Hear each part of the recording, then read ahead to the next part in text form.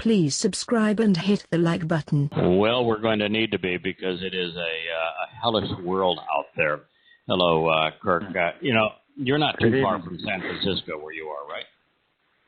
About 3 hours. Okay, 3 hours drive. Okay, I thought you were a little closer now.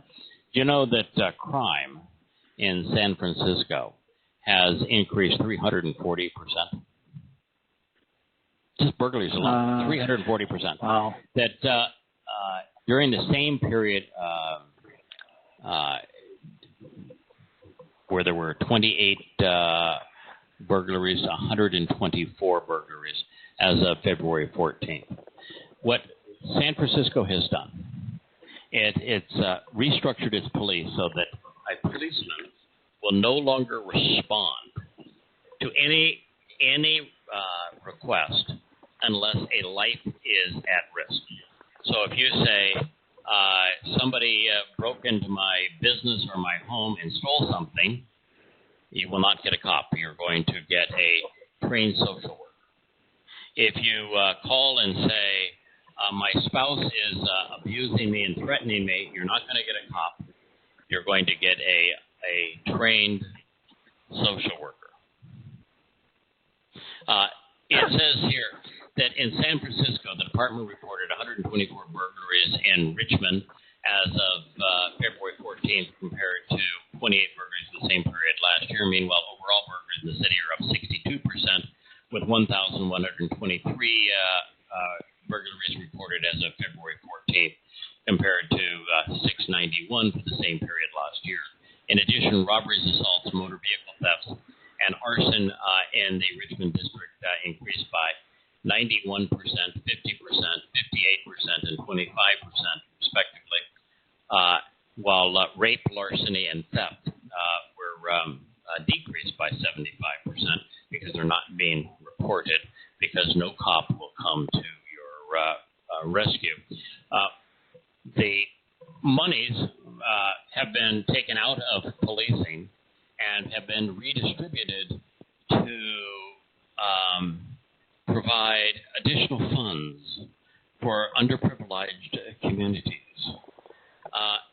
And it got so bad that a city councilwoman this week in San Francisco said, it used to be that when we had a booming tourist trade, the thieves in San Francisco would rob the tourists.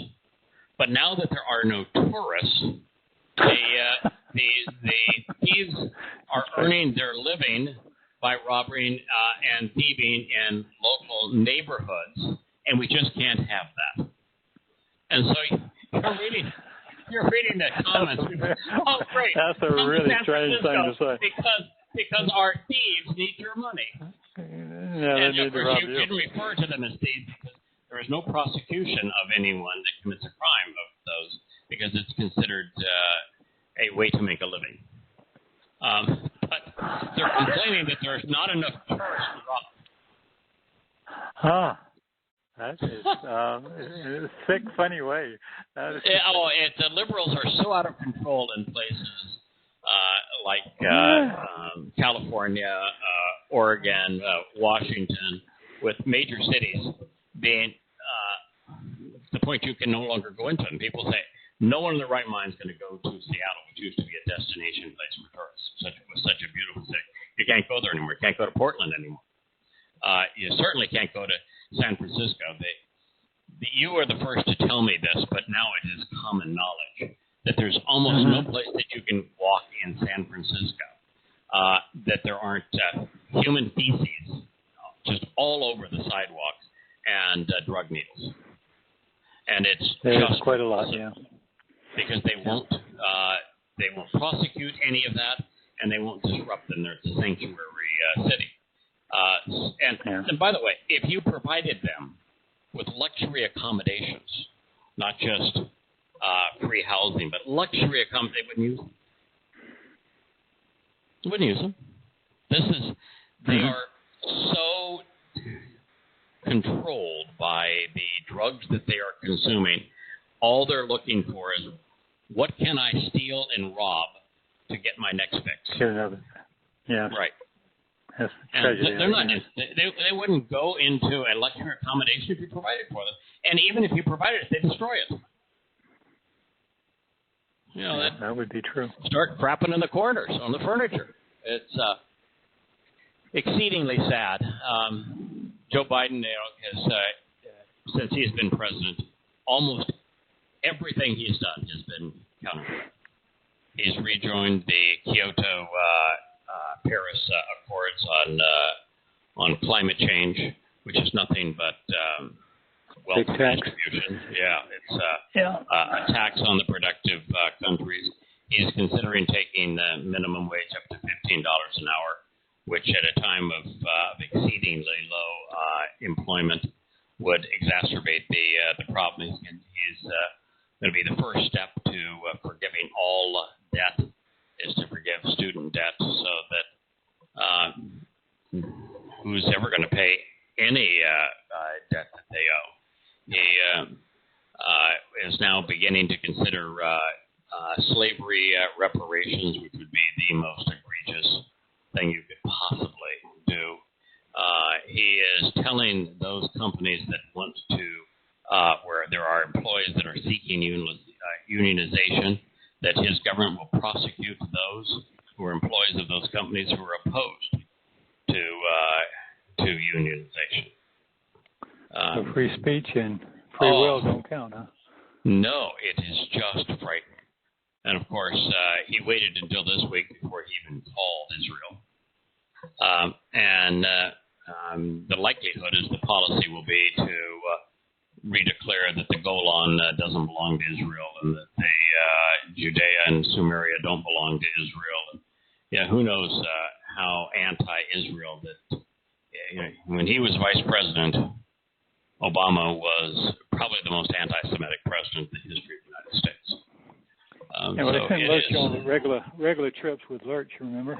All the shows you were doing, they sent him back and forth just showing the prophecy was real. They go and talk with big mouths, they keep talking. Yeah. Back and forth and back and forth. God. So I think it's going to be a catastrophic future for America. We can't continue to pump up the economy by sending, $4 trillion here, $2 trillion there, another $1 trillion here. It's like a drug. We are becoming addicts. And I was just looking the other day. If you wanted to travel to come here to the Virgin Islands, for example, a round trip from most U.S. cities, it's about $150 bucks. You could no more pay for the crew, the airplane maintenance, and the fuel of that airplane for $150 in the moon. But that's how cheap it is, because nobody is flying. So it is. Did you say? Wait a minute. Did you say round trip? Round trip, $150. Yeah, you come into the U.S. Virgin Islands for $150. In fact, what people are doing now is coming in for vaccines. Hell, I come for the weekend. Because a buddy of mine, I told him, listen, you can just really walk up and get a vaccine. So I said, go try it. So he's about 50 years old, and he and a buddy of mine who's about 45 years old. The two of them were out having lunch together, and I said, on your way back, just stop by the place. It's a prompt care place. That's where Leah and I got our vaccines. We've now had both 1 and 2 of the Pfizer messenger RNA vaccine. Had no negative consequences from it. So we're at about 98% safe from corona, so long as the African variant may require a booster down the road. But it's the green passport. Now you have the ability. Ultimately, you'll be able to travel again, where it's harder to travel, of course, without it, and at least we're safe from it. And I am, as I've said a gazillion times, this whole paranoia over vaccines. The government is trying to control you through them is as nonsensical as flat Earth and chemtrails and shapeshifters and reptilian overlords and Planet X. And it's just utter nonsense. Yeah. Vaccines are probably the best thing that man has ever done collectively in terms of mitigating severe sickness and death. So, but what they have here, so my buddy said, okay, I'll try it out. So he drove by the prompt care place and said, I'd like to sign up, set an appointment to get a vaccine. And I said, well, I set an appointment and get you right now. I said, really? And my buddy here, and do you care how old we are? No. Anything you need from us? Nope. Come right on in. They got their first vaccine. In 3 weeks, they'll go get the second. Yeah. Well, I get my second one tomorrow, so that's then I'll be all clear. All right. So, thanks. Yeah. It's pretty darn wild. So. Anyway, let's return to where we were, because it's for darn sure we can't make sense of the world, the way the world is all set up today. By the way, I pushed the chat window late. I'm sorry for those that may not have been able to use it because I opened it up late. It is open now, and my apologies for not getting it sooner. We were talking about the consequence of individuals, the two individuals in the garden, Adam and Yahowah, choosing to disregard Yahweh's advice. And so we were going through to talk about what was Yahweh's response to what they did. And so going back one verse, Yahweh, God said to the spellbinding serpent, as a consequence of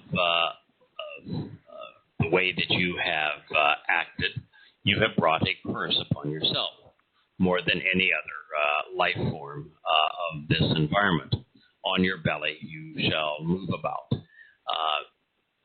and dirt you shall eat all the days of your life. And what we talked about that is that Satan was one of the highest ranking Malach. Mm-hmm. And so he's essentially on your belly is to say, rather than fly among the stars and through the dimensions and have direct access to God, and no, you're going to slither around on your belly. You have been demoted. So that's and what they means by that, and also being on one's belly without legs means you cannot stand up. You cannot run and it's exceedingly limiting. It's like a person bowing down in religion and how compromised they are by not being able to stand up. And also, a creature that does not have feet, that have legs, that does not stand, it's on one's belly, is slithering back and forth. It's the only way they can move. And so it's a very serpentine motion. Yeah. And so it's the opposite of straightforward. And so it depicts how Satan is going to interact with humankind. He's going to... What a metaphor, huh? Yeah, slither back and forth. It's serpentine nature as opposed to God's way, which is straightforward. As opposed to God's way, which is you stand up and reach up. Yeah, but if you're Satan on the belly that cannot stand up, and without hands on the belly, he can't reach up. And then as we talked last week on, and the dust and debris you shall consume.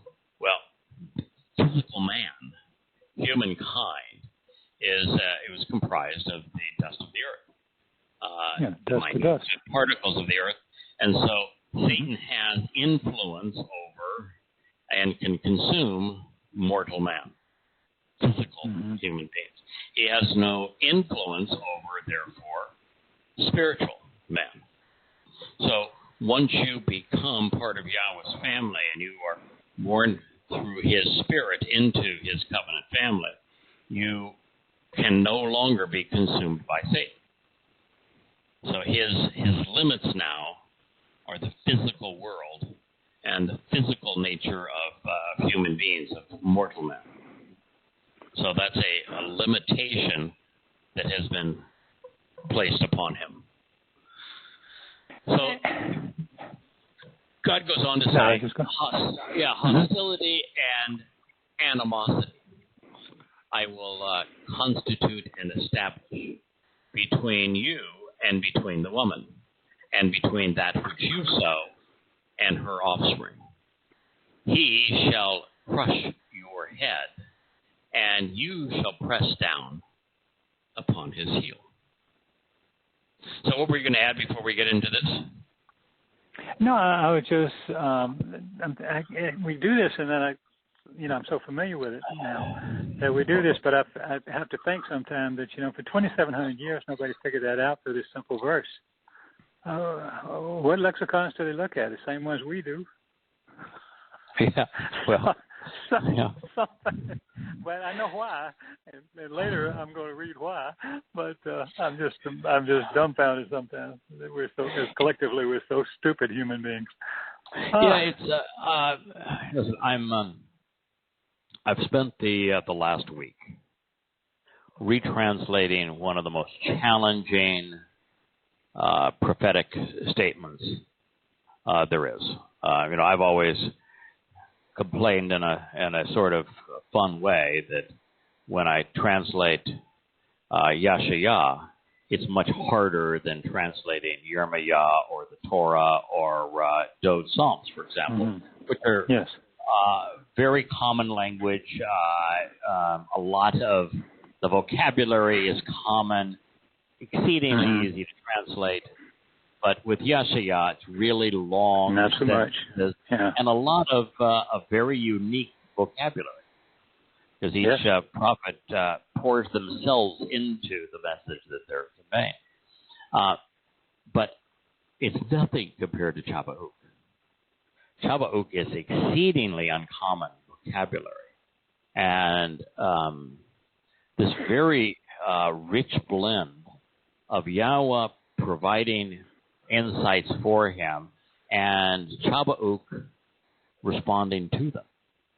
And there are times when, Shabbat will just pull away from the horror that he's witnessing and will say, look, my advice is listen to Yahweh. And finally he ends it by saying, maybe the best advice of all is just to shut up. So he's listened to all of these humans yabber about this, that, and the other things. Why don't you just shut up for a while? Yeah. So, but anyway, it is exceedingly difficult, and so I finally made my way through it. I'm probably now 3 hours from completing what will be about a 90-page analysis of Shabbat 1 and 2, and we'll do a show on it here soon, just because the insights are so much more powerful and indicting than I previously saw. And so here I am reading this, knowing that there's no other person in the past 2,000 years that has ever associated Shabbat 1 and 2 with Paul, the primary author of the Christian New Testament. And yet, it not only calls him out by name, everything it has to say is explicitly about him. And you go, how is that possible? I'm not a Hebrew scholar. I'm certainly not a theologian. This wasn't my life's choice as a career. I'm not as young and don't process information as fast as I did once upon a time. How is it possible that in 2,000 years of witnessing the world's largest religion, God calls this man out by name? He has 2.5 chapters that are of prophet that are devoted entirely to this one, condemning this one man. Paul himself cites from Shabbat 3 different times to draw our attention right to it. And not only why am I the only person that says, hey, this is God condemning 666 years in advance of Paul writing his first letter to the Galatians, Pauline Christianity. Yeah. And even then, when we first began to do it for the second edition of Questioning Paul, I probably only picked up 20% of it. It's 5 times richer and more condemning than I had previously realized. And you're just back to why? How can the world be collectively just dumb, ignorant, this unaware? Mm-hmm. And it even Chabauk says through Yahweh's inspiration, finally there's going to be a time where someone is going to write this down, going to have a systematic approach to Shaul and to what God is saying, and going to expose them methodically, and is going to do so in writing. But okay, so it's obviously talking about what we're doing here. There's no other option. But can you imagine how sad it's got to be for God that it took 2,600 years for somebody to figure it out, and on top of that, the first attempt was pathetic. And if I realized that there's 5 times more insight between the first and the second translation of the same passage, that you can be assured that the second attempt is pretty pathetic compared to what would do it if we did it a few years from now and did it a third time. Mm-hmm. Mm-hmm. Wow. Steep stuff. Wow. Oh, it's just, it's so sad when it's so obvious. This one man did more harm to the chosen people, to Yahweh's message, to the merit of the Torah, to the Torah's ability to impart information, a guide and teach us, more damage to Jews in terms of the way they have been blamed and harassed and robbed of liberty and life, more damage to kill more souls than anyone in human history.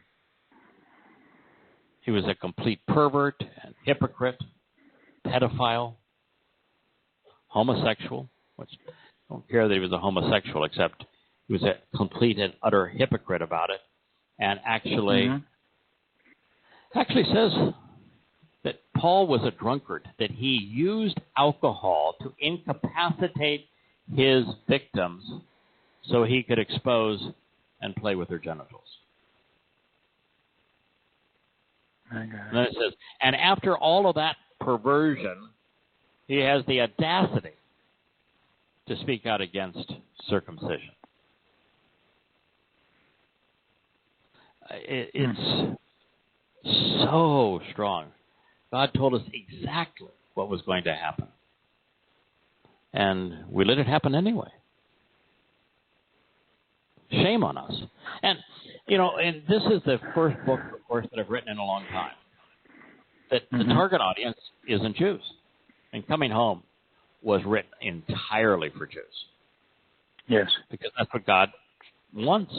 And I rewrote Observations, all 5 volumes, tailoring it to the primary audience of Jews. And we're rewriting, and we've done 3 volumes now of Yada Yahweh, also with the target audience being Jews.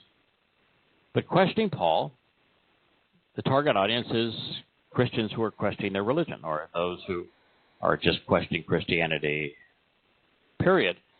But I keep on saying that even though that's true, the people who have been the most affected by Pauline Christianity, the people that need to understand it more than anyone, are Jews. Yehudim. Yeah, absolutely. Yeah, Yehudim. It's all Israelites. Because of replacement theology, Christianity robbed them of everything. It's more than just their liberty and their life. It robbed them of every one of God's promise. It replaced the Messiah. It replaced the Son of God. It replaced the King of Kings. It took it all. And the other huge part that why Jews need to read questioning Paul is that because Jews have recognized that no one named Jesus or Christ could have been the Messiah, and that the actual person, which they don't even know his name, but Yahusha, that his entire purpose was the Passover lamb, but the very fact that Christianity has so misappropriated his purpose and his mission, misidentifying him, misnaming him, and claiming that he was killed on a cross and then bodily resurrected, which is the antithesis of the Passover lamb, that what Jews have done is they've disregarded Yahusha's actual role as the Passover lamb. And so they're forfeiting the doorway to life and the entry into heaven because they're so repulsed by what Christians have done with their caricature that they call Jesus Christ, that they won't even consider him for the role that he actually performed. And with Pauline Christianity, God even says, you know, you created this mythical God, and you have spoken about all of this stuff which you've applied to this God, who is nothing more than an alter ego of Shaul, saying that, you know, the God is, in fact, the Christian God is Paul. And in so doing, you've completely neutered the purpose of the actual God. And so, if there was ever a people that need to read this, it's Jews, because you do need to recognize what Dode wrote about in the 22nd Psalm, that Yahusha is the Passover lamb. It's what Yeshayah, Isaiah, spoke about in the 53rd chapter, that he is the Passover lamb. That's an exceedingly important job. And unless you know what he did for us as the Passover lamb, it's very hard to celebrate Passover with the right mindset. Much less matzah. Yeah, or matzah as well, the week of matzah. And you need to understand what Yahweh did for us on matzah to make Bakurim possible, where we're cleansed and adopted. So anyway, when Yahweh says this is the enmity, when he says that and you shall press down upon his heel. If you look at the fact that, and it's really explicit, that Habakkuk says that the Christian God is in fact going to be Satan.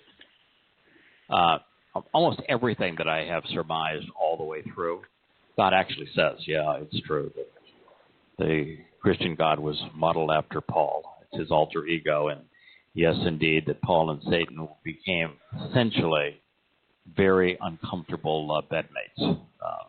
That they didn't get along at all, but they did in fact work together. What God is saying here with this, you're going to press down on his heel. That's Jacob. Heel is a cob. The name Jacob is based entirely on a cob heel. And Jacob is Yisrael.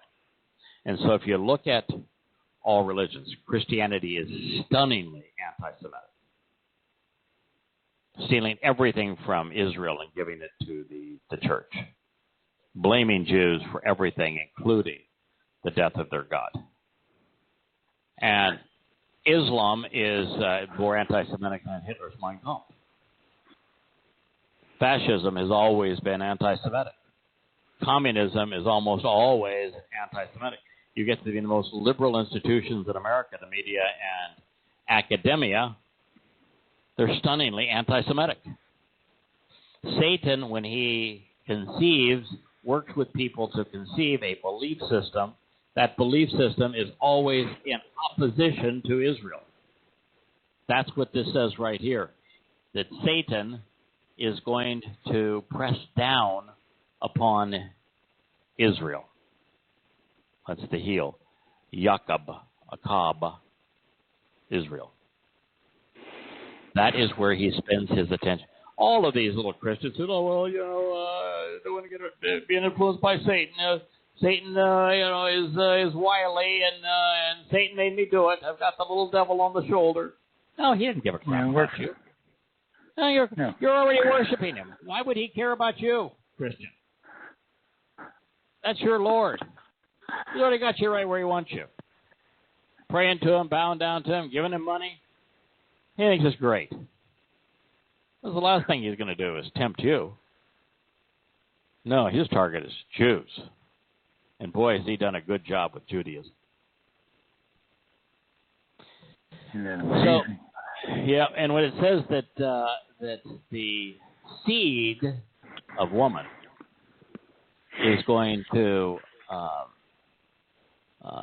crush your head,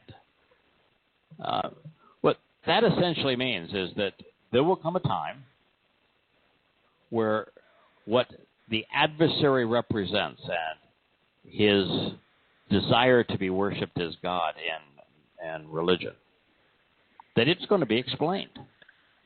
That we're going to go after this cerebrally. We're not going to be all gushy and spiritual and religious and philosophical. No, we're just going to tell it the way it is. The God of religion is Satan. All Satan wants. Satan wants to be worshipped as if he were God. Christianity puts Satan in the role of the Lord Jesus Christ. He becomes your God. And in the case of Islam, Allah is Satan. Oh, yeah. Muhammad, Paul, both demon-possessed. And got there the same way, too. Socialist, secular humanism, communism, man becomes God, and it's the worst of mankind.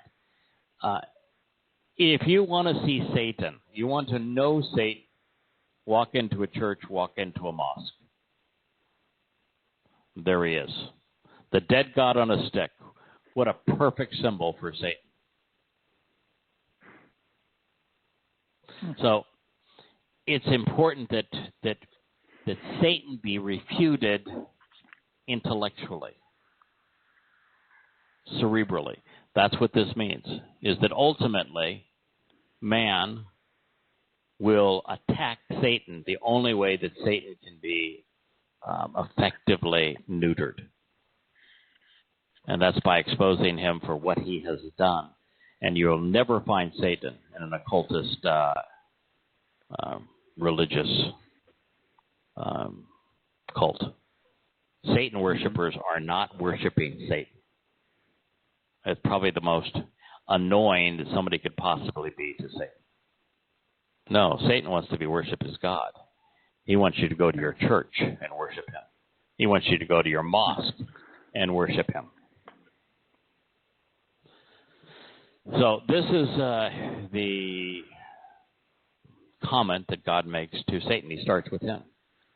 Satan's role as adversary would be eternally imposed by Yahweh. It was the one thing Satan hates most of all. Think of that.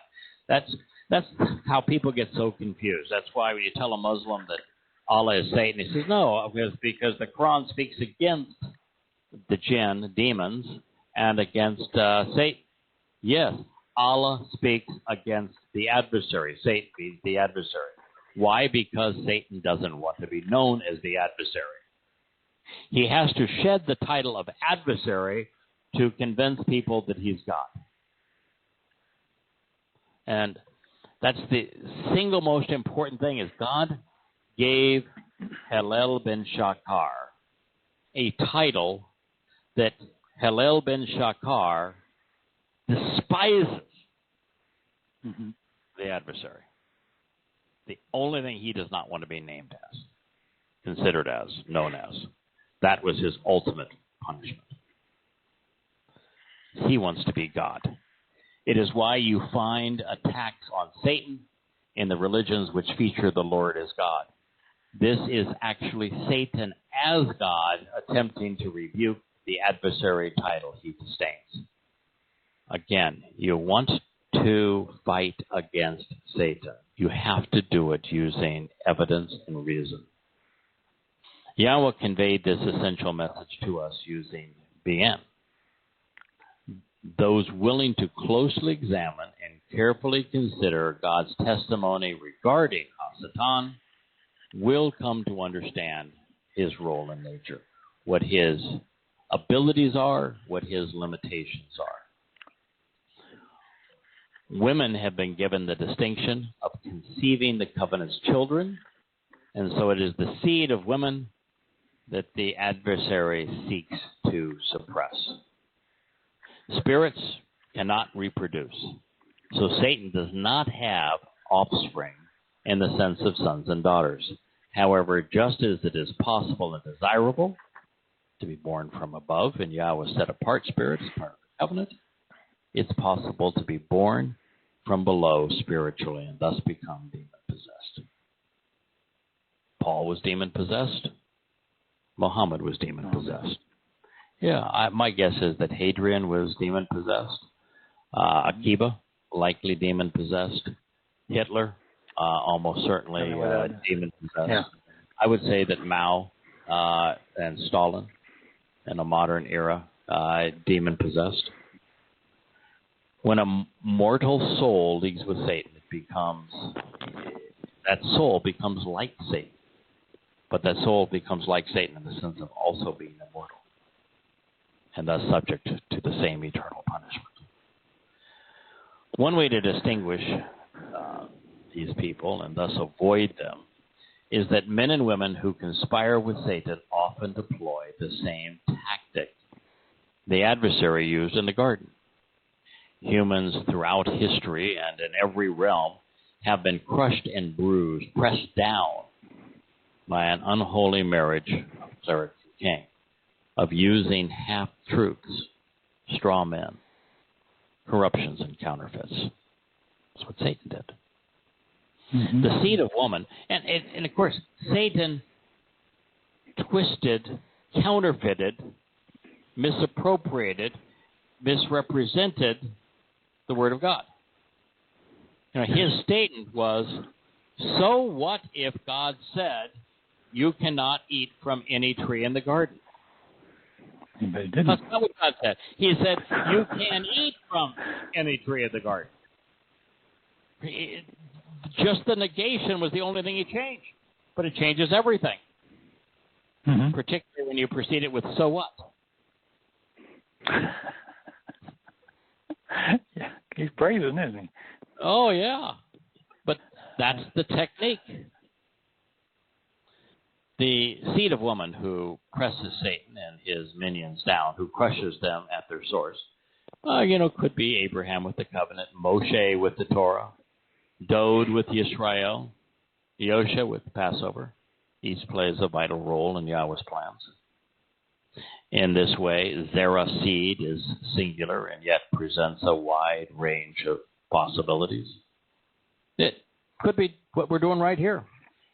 Questioning mm-hmm. Paul is as focused on Paul as it is on Hasatan. They're a team. It is very apparent, by the way, in Shabbat that Hasatan lost control of Paul. That try as he might to rein in Paul's ego, what Satan wanted was Paul to be the devil's advocate, to be Satan's apostle, to create a religion where the god of that religion was Satan, and that his chief spokesperson was Paul. But Paul blurred those lines, according to Shabbat, where Paul presents himself as co-savior, as of his religion. That's exactly what I was thinking, yeah. In fact, one of the things that was interesting is God actually says that in Paul's religion, the actual God is rendered mute. That the gods God does not speak in Paul's religion. Paul speaks for his God. He never once quotes Yahweh accurately, and when he quotes him, it's always to demean him. And he never once quotes Yosha. God never speaks in Paul's religion. It's only Paul speaking for his God. Why? Because Paul is his God. And same with Islam and Muhammad. Same exactly with Muhammad. It's why in Islam everything is we, because the we is Muhammad. And Allah was modeled after Muhammad's image. Mm-hmm. Now, in this case, Zerah is likely more about what women and the adversaries sow, what they disseminate and propagate, than descendants. Words matter most of all. But why the reference, and we talked about this a moment ago, of bruising the heel, and the answer there is Jacob is based upon Akab, heel. Jacob, after being tested by Hasatan, proved worthy to become Yisrael, meaning one who strives with, lives with, and is powered by God. And since that time, Satan's strategy has been to attack God's witnesses. All of Yahweh's prophets are Israelites, without exception. And so if Israelites can be discredited, then no one's listening to God. You know, the Christian New Testament isn't written in Hebrew. No. Okay? It isn't written for Jews. No. And it refutes the Hebrew text. You know, the caricature of God, he doesn't speak Hebrew. So, keep in mind that if you can discredit Jews, and then you can take all their promises and apply them to your church, then no one's paying any attention to Yahweh's promises to his people. No one's paying attention to Hebrew. No one's paying attention to the Torah. They can all be associated with the Jews who have been disassociated from God. That was Satan's ploy.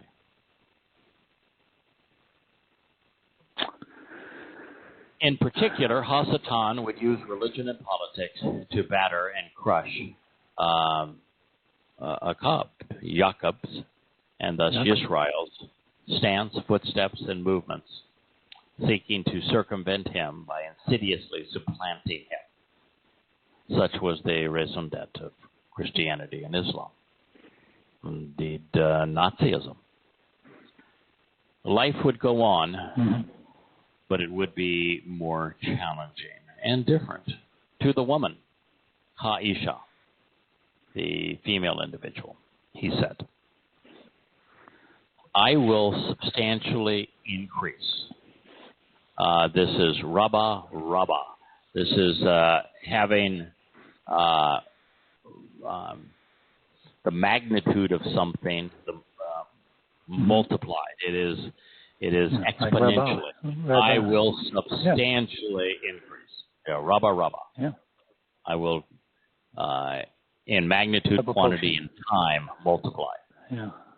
Hiphil reveals that the subject, God, is causing the significant increase with the first Rabba in the infinitive absolute, serving as an adverb modifying the second Rabba, which was scribed in the imperfect, revealing a continuance of. Your labor, discomfort, and strenuous work. Itzabon ata. Now, every Christian Bible says, I will substantially increase the pain of childbirth. Yep. But guess what? Itzabon is applied to Adam when he turns to Adam. Well. And my chance, I'm just considering the anatomy here and have some experience in this regard. Men do not have labor pains. So he says, I'm going to substantially increase your labor, which is your work. Make work challenging and strenuous, and with regard to one particular thing. childbearing, child rearing.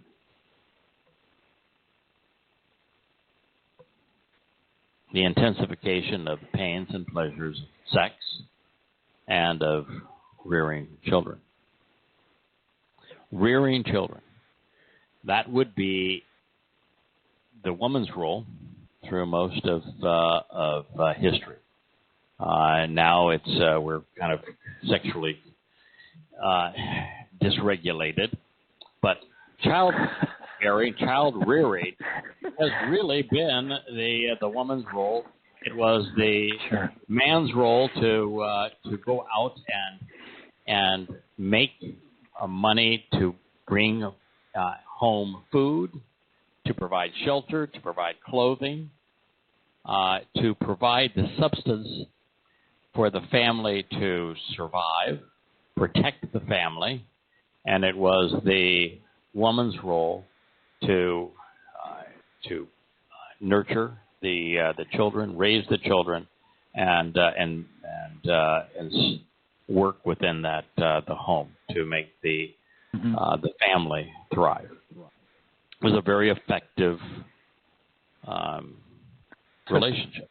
Yeah, when it and both were working, both striving, both had difficult and yet rewarding jobs, and when it's done correctly, children develop character, they develop a proper attitude, they have a good work ethic, they're loved, they're supported. It's a very healthy way to go about raising a family. So God just says, this fundamental role by which you would be named Yahowah, life giver, in your fundamental role, women, I'm going to make it challenging. You know, you've had it on easy street here. You could eat whatever you wanted. You could do whatever you wanted. You had no responsibilities, really. Do whatever you wanted. Your time was yours. Weather was perfect. You had a perfect companion. You could be with God any time you wanted to be with Him. You could go off and explore and enjoy. And He's saying now, on your primary role, it's going to be challenging. And some people would say, well, that's kind of mean. No, it's not. I know that there is something unique about me that most people do not experience. And it is that I have grit. I have developed character because I have been through some very difficult experiences, and at times have failed, at times have overcome, but even in the failures, grew more resilient. I've become assertive and aggressive and adventurous and willing to take on any challenge because of having been in so many challenging situations and have seen the result of being able to think my way through them, to work my way through them, to get a positive result, and if I fail to get a positive result, survive the negative and come out of it stronger. I'm not unique. You develop character. You develop confidence by working oneself through these things. The more you work at it, the better you become at it. I just told you, I did a really, really crappy job 7 or 8 years ago when I wrote Questioning Paul and translated Shabbat for the first time, which means I did an even worse job 3 years before that when I didn't even include Shabbat in Questioning Paul. Why is it so much better now? Because I've worked at it for the last 20 years. Yeah. A lot of insights, too, have helped. Yeah. Wow. So you learn along the way. You develop confidence. The more you know, the more you do, the more you're out there. A clearer picture. Sure. Right. Sure. And so that's the thing that I would encourage people to see when they see God saying, it's going to be tough. It's going to be strenuous. It's going to be hard. You're going to have to work at it. That's wonderful because when you work at it, you're going to develop a sense of self-worth that is so important, a sense of confidence that you can achieve, a sense of purpose that you have done something worthwhile, a willingness to be adventurous because you're not afraid. You know how wonderful it is to confront life every day without fear, without anxiety, where everything is an opportunity? Well, that is the result working of strenuous dedication. And along the way, having some really painful experiences that you've overcome. And the hardest job in the world and the most rewarding is raising children. So, God goes on to say, with challenging physical sensations and hard work, you will bear children. With challenging physical sensations and hard work, a step, considerable effort and difficulty, you shall bear children.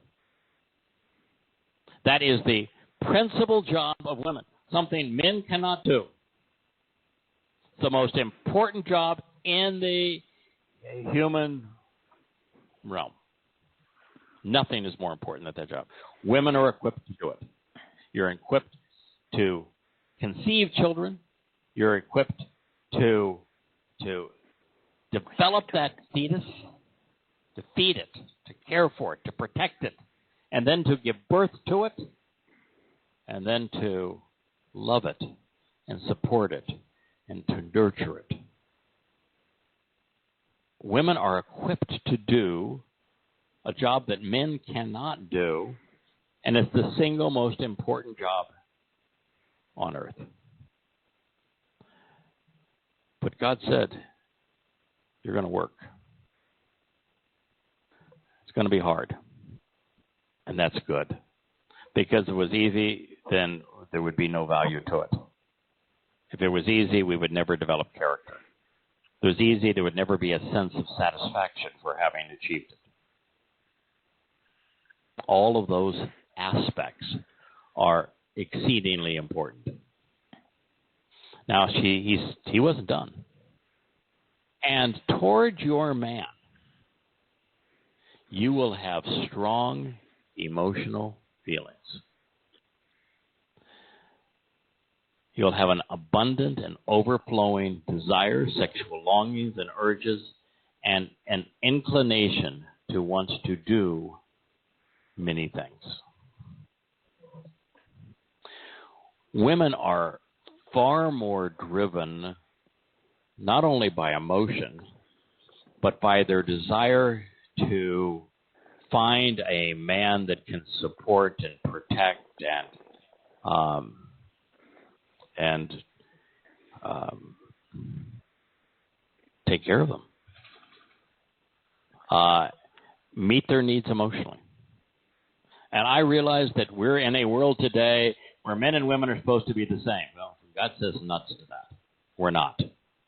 He said this to the woman. He didn't say this to the man. There was no discussion whatsoever with the man about emotion.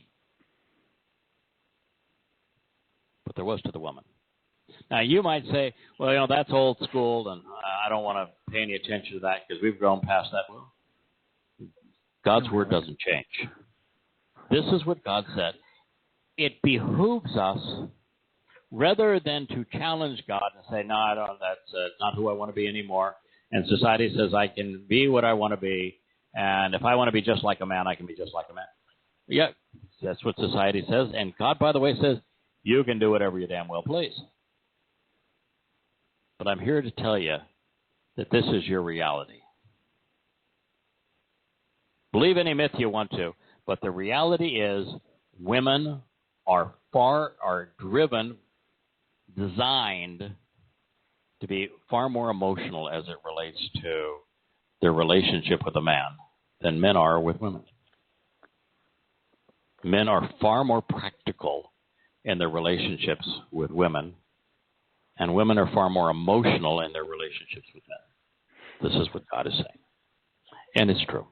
Now, I will tell you that we live in a world right now that is screwed up in every possible way. And one of the ways we've screwed it up is with the likes of Title IX and of fundamentally changing higher education so that 2/3 of the participants in higher education are women. I mean, my view is everything should be equal. I'm an equal opportunity person, but we don't have equal opportunity now. 2/3, almost 70% of the four-year college students are women, and so we have a role reversal that is not conducive to the merit of our society. I just said that, well, I despise both Republican and Democratic Party. Couldn't stand Trump. And I think that Biden's an unmitigated disaster. The fact of the matter is Biden is in the White House because of women. If it wasn't for women, he would not have been elected, not by a million miles. And everything he's done has been counterproductive. So these are realities, whether we want to deal with them or not. And toward your man, you will have strong emotional feelings. By the way, that's not a bad thing. That's a good thing. If men and women were the same, there would be no synergy.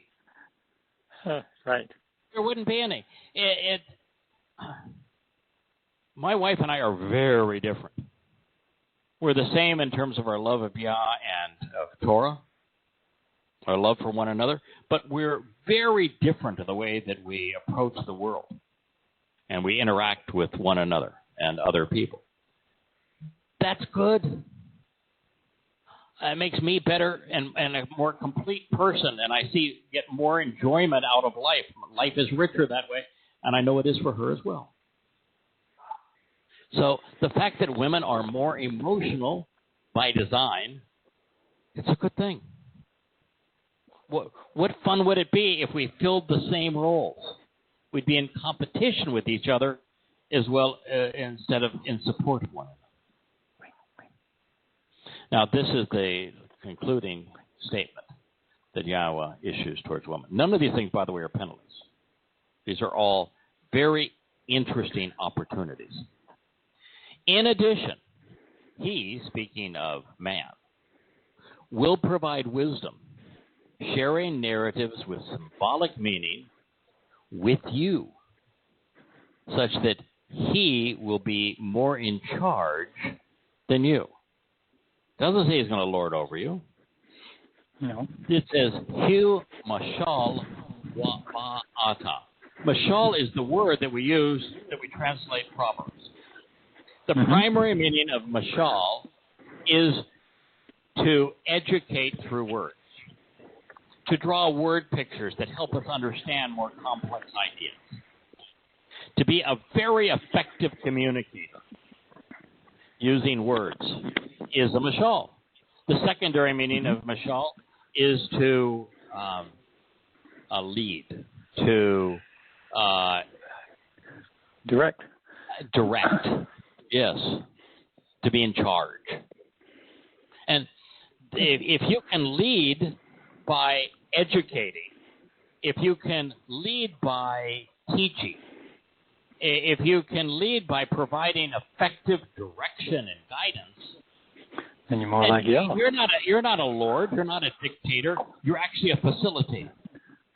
And that's the kind of relationship he's saying here, that man for a woman should be a source of wisdom, someone who can explain things and help understand the symbolic meaning such that he's providing direction and guidance that empowers you to make better decisions.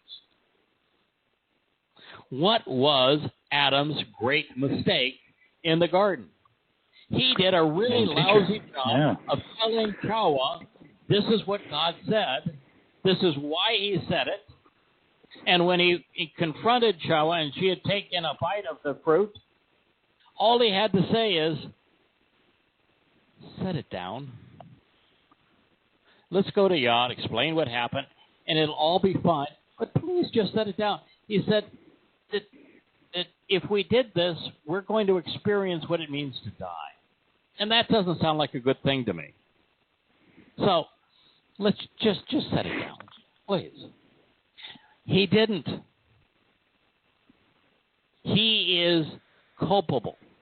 And so Yahweh says, okay, because he didn't do this, I'm going to make it such that he should be doing it. This is his role. Your role is to learn from this. His role is to teach.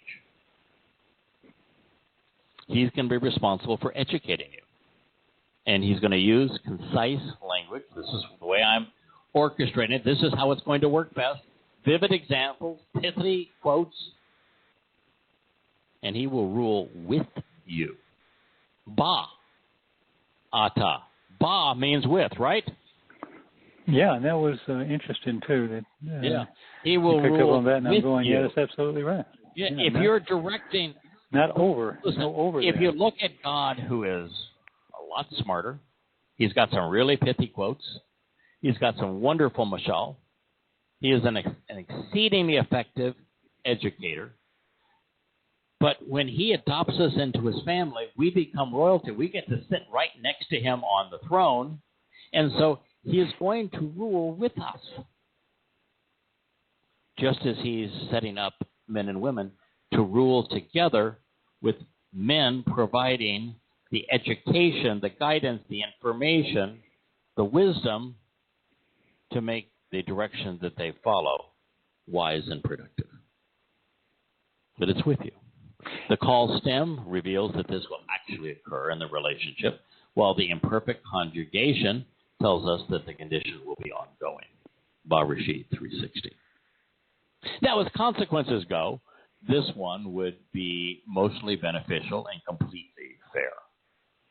Towrah's ill-informed and irrational decision, as well as her lack of self-control, had censured life. It had removed Yahweh's protection, putting them at risk. Therefore, to remedy these issues, Yahweh would give Towrah the responsibility of restoring what she had truncated and harmed. Women would bear and raise children. At this point, she hadn't become a mom. The most rewarding job of her existence she had yet to experience. And Yahweh was equipping her to do it well. She would raise children, but without Yahweh's help, it would not be easy or always enjoyable. Not only is childbirth the most rewarding and painful experience for women, there is that once-monthly period of messy discomfort and emotional upheaval, which makes it possible. Then, while actually giving birth would be painful for some hours, this time would pale in comparison to the ongoing effort required to raise children. But there would be a silver lining. The relatively brief periods of pain would be overwhelmingly offset by the greatest joy life has to offer, raising children. Having witnessed it, having listened to women speak of the ordeal and aftermath, even as a man, I understand that the pain is forgotten the moment the newborn child is laid upon its mother's breast. Giving birth and raising that child gives women the ultimate sense of fulfillment and satisfaction. Hardest job in the world, most rewarding job in the world. While it would take a tremendous effort, life's benefits and blessings would be born in travail. Look at the sacrifice of the Passover lamb. And yet that's the doorway of life. Tashukah is an emotional term. Tashaka is not a term we find very often, but it conveys emotion, but with a very interesting twist, one that happens to fit the crime. Towrah clearly lusted. Remember? She lusted and felt that the forbidden fruit would offer her something really special. She could be like God. She craved it. She coveted the wrong thing. She was driven by her desires, not by her thoughts. She had been convinced that to be with and to support Adam, she had been conceived, I said, to be with and support Adam, but her inclination was to circumvent man and become like God. So literally, she was conceived to be the perfect counterpart, to create synergism and excitement and joy for she and Adam. And yet, by taking the fruit, was her mindset. She could circumvent all of that. She not only forfeited her role in the relationship, she damaged Adam's as well. Rather than help, she had become a hindrance. Yahweh's response was perfect. He redirected Towrah's emotions and feelings back to Adam. She would want him. She would need him. She'd be inclined to do many things with and for him. You see, the lust that Towrah had for that fruit directed her emotions away from Adam so that she could be like God. At least her perception of what it would be to be like God. And God said, no, I'm going to redirect all that. It's most effective when your emotions, your longings, are to support and to be with your man. That's what you were conceived to do. He has to contribute a whole lot, so we haven't even started what his jobs are, so don't think for a moment this is unbalanced, because it isn't. Now, today I'm blessed. My wife is the living embodiment of Teshuvah toward me. I don't deserve it. She's God's gift. I just figured, okay, 20 years ago, I started spending an average of 10 hours a day, 6 days a week, doing this. And God decided that one day I'm going to give you a really special gift. And a little over 2 years ago now, that gift arrived in a pretty package. And you might say, okay, you're reading too much into this. Okay, well, maybe I am. But that's the way I see it. I thought we were reading a love story to begin with. Yeah, I tell you what, that's the way I see it, the way it's worked out. And it is a true joy. It's the nicest present. Just like Towrah was given to Adam as God's present to him. Now, it was a wonderful thing for Towrah, too. Not a one-sided deal here. But Towrah was given to Adam as a present. Well, Leah was given to me as a present. She is thoughtful. She's brilliant. She's a student of the Torah. She's a contributor to the covenant. And yet I am her teacher. I am hopelessly romantic and more affectionate than most men. But in this aspect of our lives, I am her canvas. And she is the ultimate artist. Now, Mashal speaks of using word pictures and easily understood examples to elucidate the most intriguing aspects of a complex familial relationship. What a tremendous word. Let me share that again. Mashal means to use word pictures and easily understood examples to explain the most interesting aspects of otherwise very complex familial relationships. Man would speak to woman in terms that she would understand. This was role defining. It's not a pejorative. Second, only to his Mizmor songs, Dode's Mashal proverbs contribute more to our understanding of how to grow and thrive as a family than any other literature ever written. And I can assure you, Dode cherished women. The religious are wont to render Hu Mashal Ba'ata as he will rule over you. And yet the primary meaning of Mashal is to cite a proverb or saying, using words to draw pictures, to share succinct and witty quotes, to liken one thing to another, to enhance understanding. Its secondary meaning is then derived from the way words are wielded, which gives those who convey them with aplomb the ability to govern effectively, to lead. They are put in charge because of their ability to reason and communicate appropriately, at least in Yah's model. That's why Yahweh appointed his ultimate lyricist king. The most articulate person in the history of the world. God says, that's the Messiah. That's the shepherd.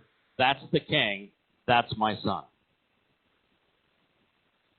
Dode had his strengths and weaknesses. His primary strength was Mashal. You can boil it all down and say, what was special about Dode?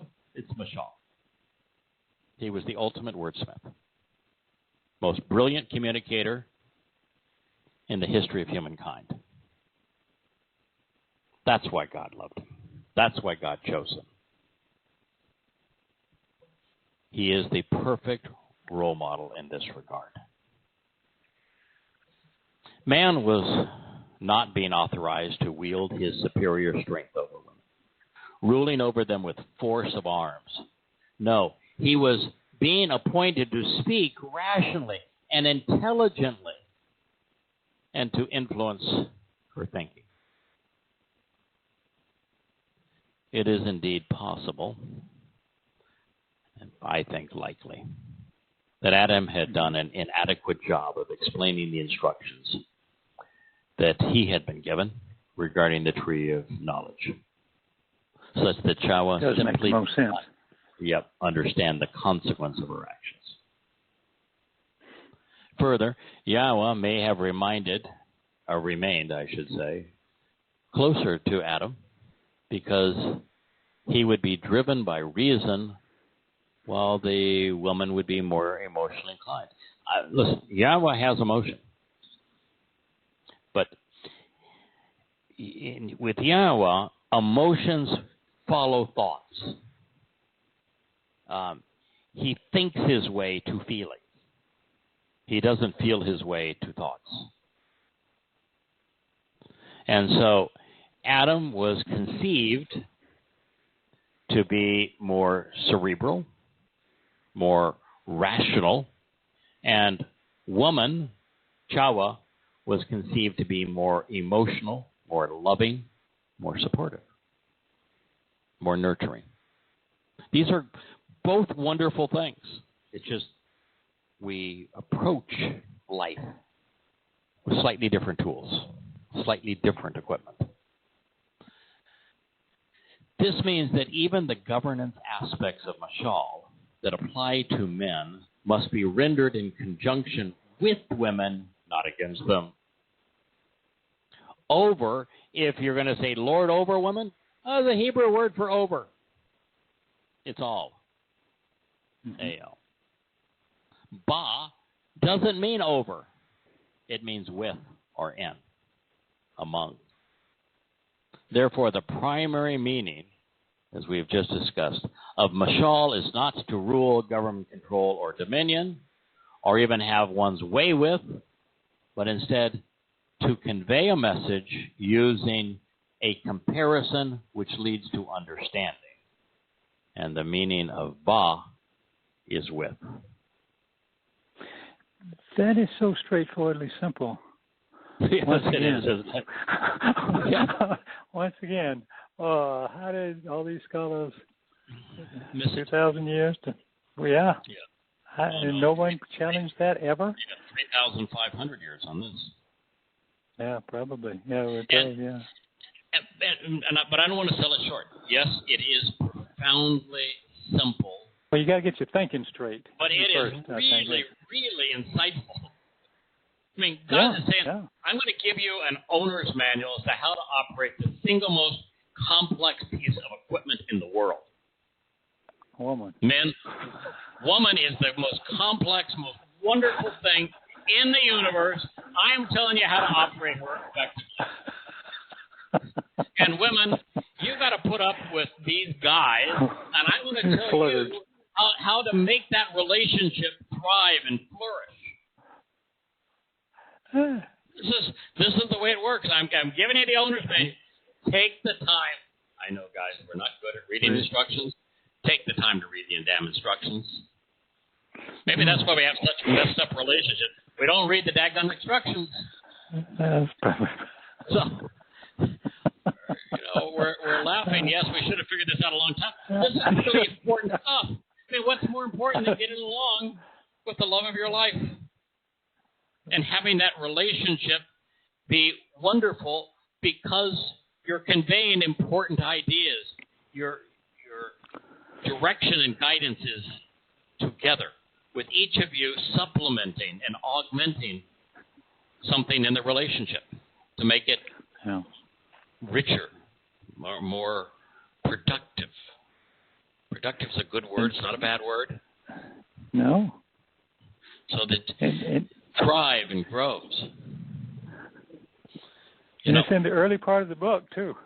Yeah, really, as early as about as early as it gets. I have come to appreciate, and we should all, the merit of each.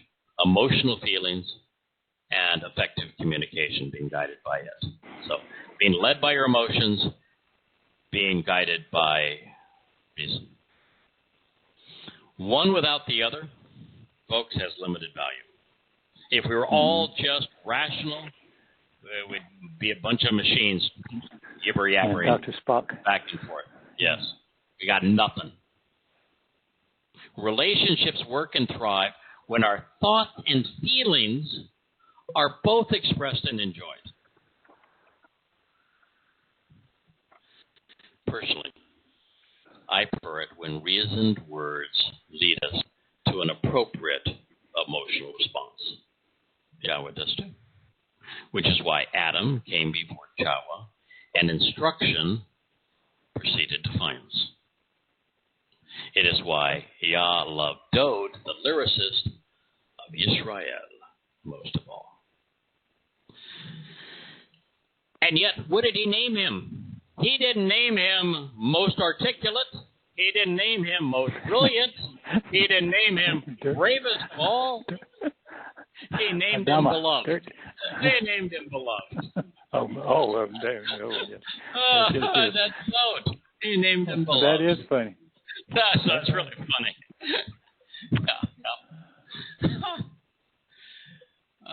As we shall soon see, what was good for the goose was good for the gander. Ishabam, remember I told you, was applied to your labor, your discomfort, and strenuous work. Does not, as most English translations imply, address labor pains. We know this because Adam will receive the exact same consequence.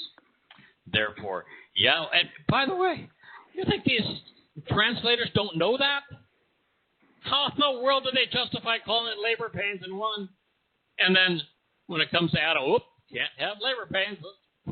Render a new meaning. Because scholars. Yeah, come on. What? We know this because Adam received the same consequence. Therefore, Yahweh is not going to torment women with childbirth. He is not sadistic. But instead, he is inferring that conceiving and raising children will be tumultuous. It's going to be life's most taxing and exhilarating work.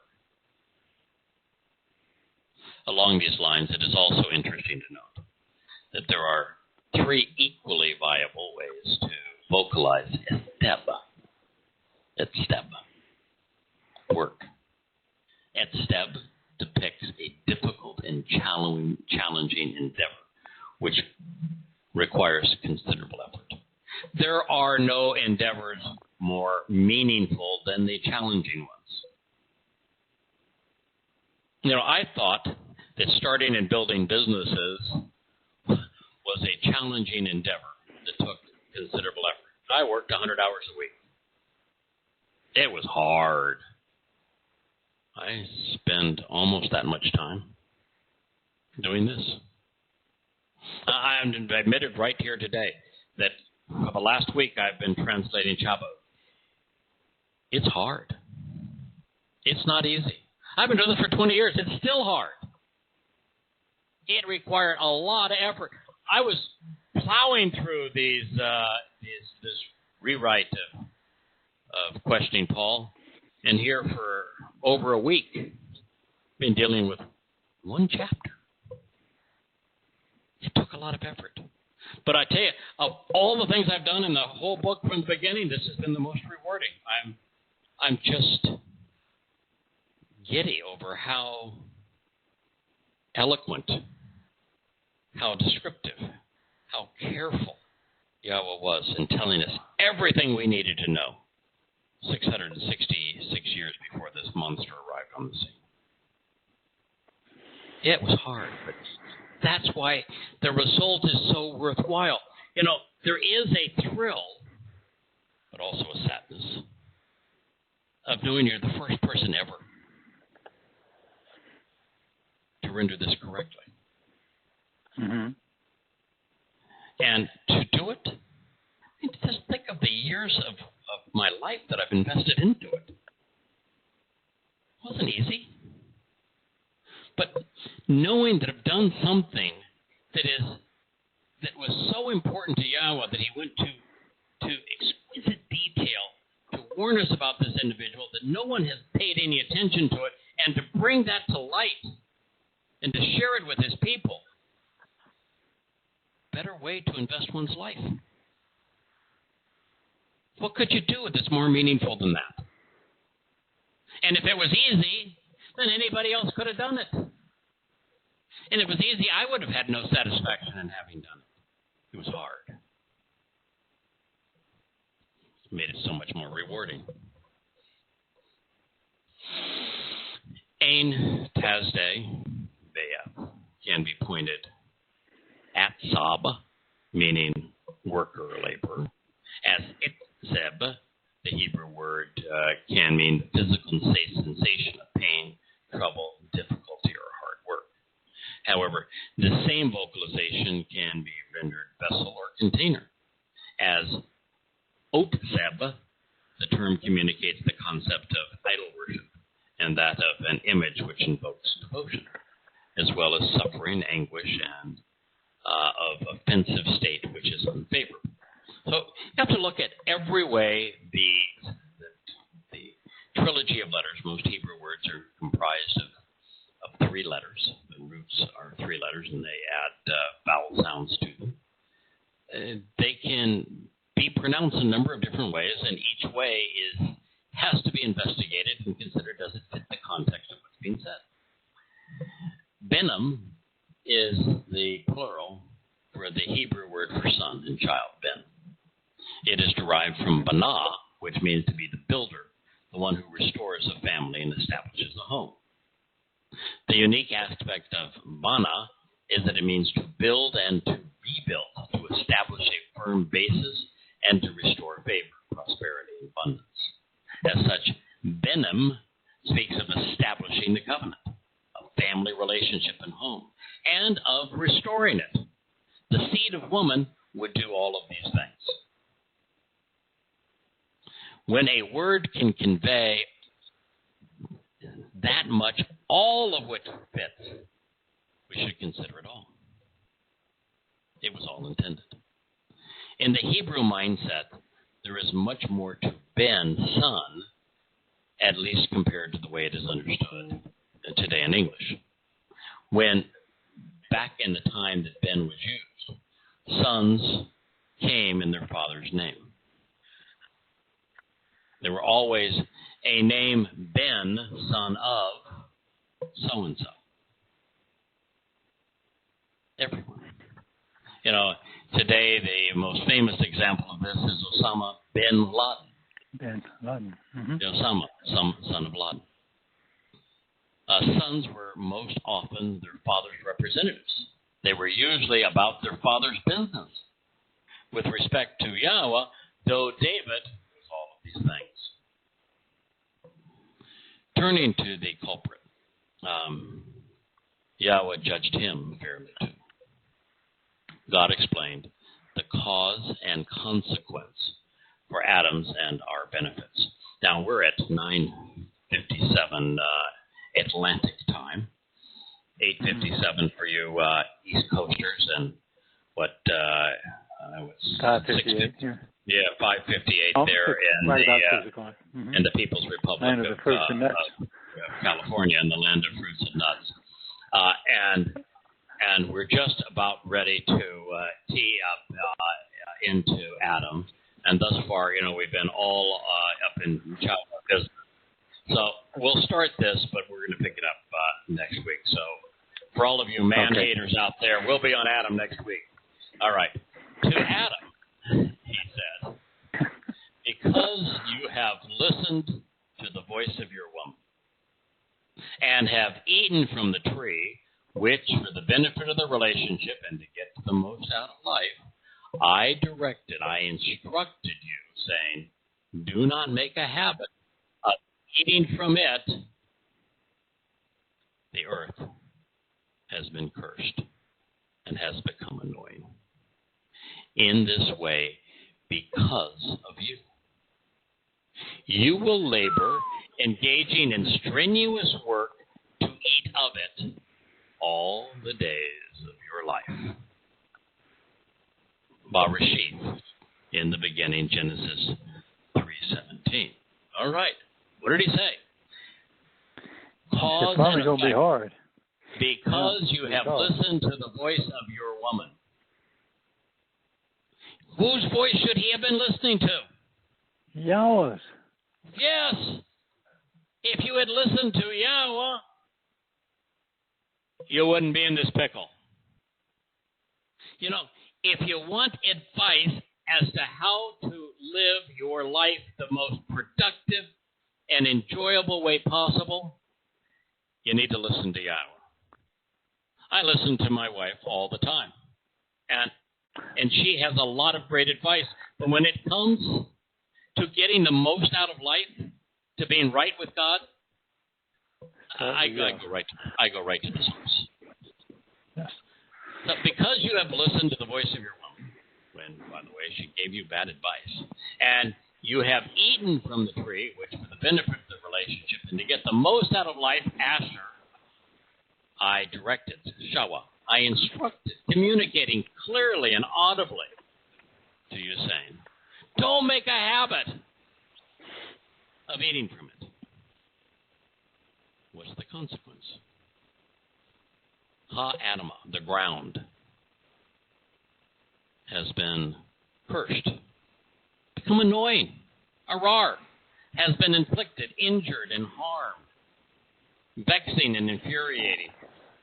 The source of nutrients for that fruit that contained the knowledge of good and bad came out of that dirt. And now it has flowed right back into it. There was a consequence of you doing what you did. The earth is now, the ground is now going to vex you. It's going to infuriate you. It's going to annoy you. I tell you what, it's tough to work the ground, to till the ground, to remove the rocks, to keep the weeds at bay, to keep the insects from eating your crop, to plant that crop, to nurture that crop, to water that crop, to fertilize that crop, to harvest that crop, to store the crop that you've harvested. It's going to be annoying, frustrating, infuriating in this way. You will labor, engaging. Oh, it's a bone. You're going to have labor pains. No. You will labor, engaging in strenuous work. You're going to be stretched physically, suffer aches and pains as you expend considerable energy and toil with the vexing implications of everything that's associated with striving to survive, to eat. Surviving now is going to be a challenge. You're going to be responsible, Adam, for bringing home the rabbits. You're going to feed the family. I was feeding you up to this point. Now it's your job. You have to feed yourself. You have to feed your woman. You have to feed the family. You need to go out there now and work and earn a living so you can take care of your family and you can nurture your family and you can support your family, and that's going to be hard. So, woman, your job that's going to be so difficult is raising your children. Man, the job that you have that's going to be difficult and strenuous is supporting them, feeding them. Clothing them, house. Yeah. Everything that comes out of the ground, which is everything that we eat and we use in our lives, everything comes out of the ground that we eat and use in our lives. Our homes are built of it, whether it's the trees that grow from it or the cement that's mixed out of it. Our homes are built of it. Our clothing is made out of it. The food we eat comes from it. It all comes from it. And God says that that's going to be your job, is extracting that for your family. And it's going to be a challenge. I was doing it for you. Now you're going to do it on your own. You're going to labor, engaging in strenuous work to eat of it all the days of your life. Barishith, Genesis 17. Now, that is not a curse. That's not a punishment. No, but it's a change of venue, isn't it? Yeah, wow. It's an opportunity. It's an opportunity. Now you were completely protected and nourished by me. I provided it all for you. You chose not me. And therefore, you need to go and get to do that yourself. That's what you chose. Yeah. You get to do it. You know, Yahowah, you wanted to be like God. And Adam, you listened to her, which means you wanted to be like God. I was the one providing the food. There you go. Now you're God. Now you provide it. You wanted to be like God, Adam. I was the one providing the education. Now it's your job.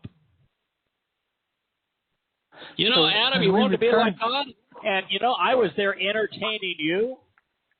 And look what I showed you and created for you. Okay, you're going to get what you wanted. It's your job. Yahowah, you wanted to be like me? Well, try it. I loved you. I cared deeply for you. I was willing to sacrifice everything for you. Now, Yahowah, you can be just like me. You're going to have all those feelings for your man. Yeah. They got exactly what they wanted. They had no idea that would be that way, but they got to be just like God. They got listen, in our relationship, I get all the good parts, God gets all the really crappy parts. When we're really humming the way it should be, that's the role he likes to play. He does all the work. He provides the education. He provides the emotional support. He provides the confidence. He provides the shelter. He provides the protection. He does all the hard part. I get all the benefit when it's working correctly. But you see, I have no desire to change roles. I really like the role we have. I'm really comfortable with it. Well, I was going to say, I got the world's best deal. All of us in the covenant have returned to the garden we're back in the right role with God providing for us. Our confidence, our enthusiasm, our enlightenment, our empowerment, our enrichment. He does all the work. We get all the benefit. Yeah. Really cool.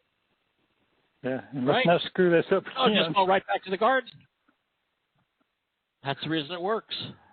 Wow. They were just booted out of the garden. They got to do all of God's part.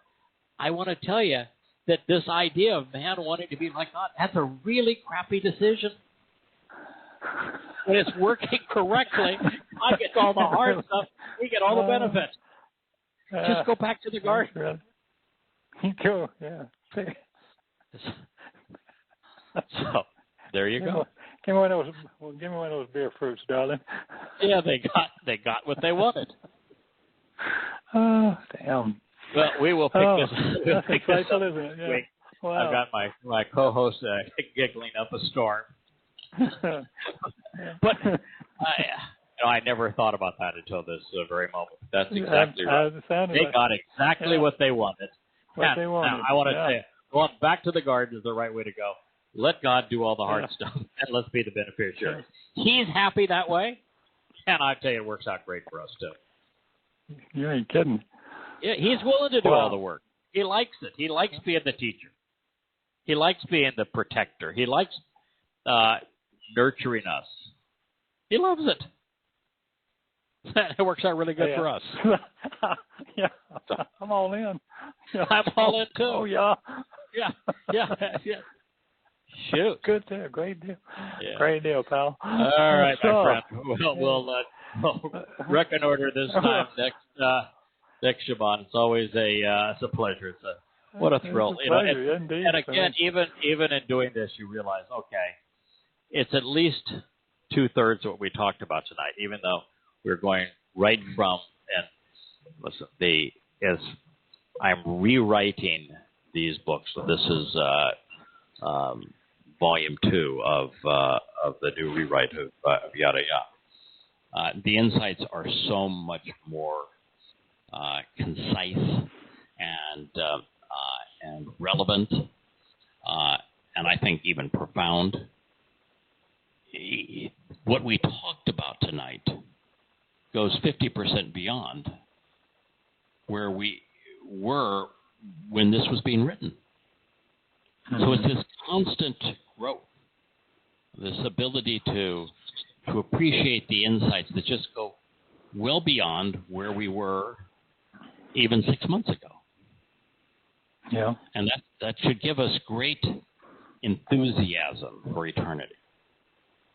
Because each day will be exponential growth.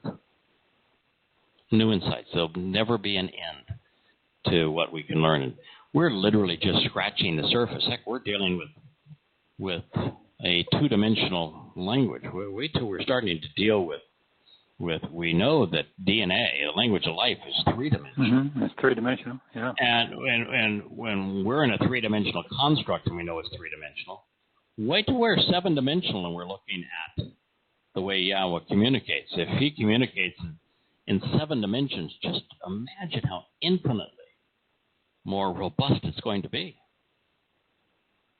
So there's just so much to look forward to. So I hope I haven't messed everybody's relationship up and no. upset all those people that don't like to hear God say these kinds of things or to have anybody concur with them. He said, "You love her, she loves you." Yeah, well, he says you have different jobs. You have roles, and you're going to work together. And you're going to work together on this. You can be with one another, but you do have different roles. And because you wanted to be like me, you need to work. Tough. Yeah, it's going to be tough. Yeah. Being God is not easy. It's a tough job. Yeah. And so he says, okay, you get to be like me. That's what you wanted. And there you go. But by the way, it's also a rewarding job, and so we can learn from it. And one of the things I learned from it is that I want to learn to go right back into the garden. It was better there. That was my conclusion. As you finished up, let's go back. Don't screw it up this time. Yeah, and to a kind of a fun degree, living here on this island overlooking the beautiful sea and all the green and the wonderful expanse of sky and multicolored waters, and hearing the surf upon the sand, hearing the wind blow through the palm fronds, with perfect Garden of Eden weather, is you do feel a little bit like paradise. You do feel a little bit like we're living in a Garden of Eden. I even have my Yahowah, and I'll tell you what, I wouldn't trade Leah for 1,000 Yahowahs. So I can't imagine that Adam had a better situation than I do. And that's the way every one of us should think in the covenant. Yeah. So we can have a much better situation. Okay, my friend. All right.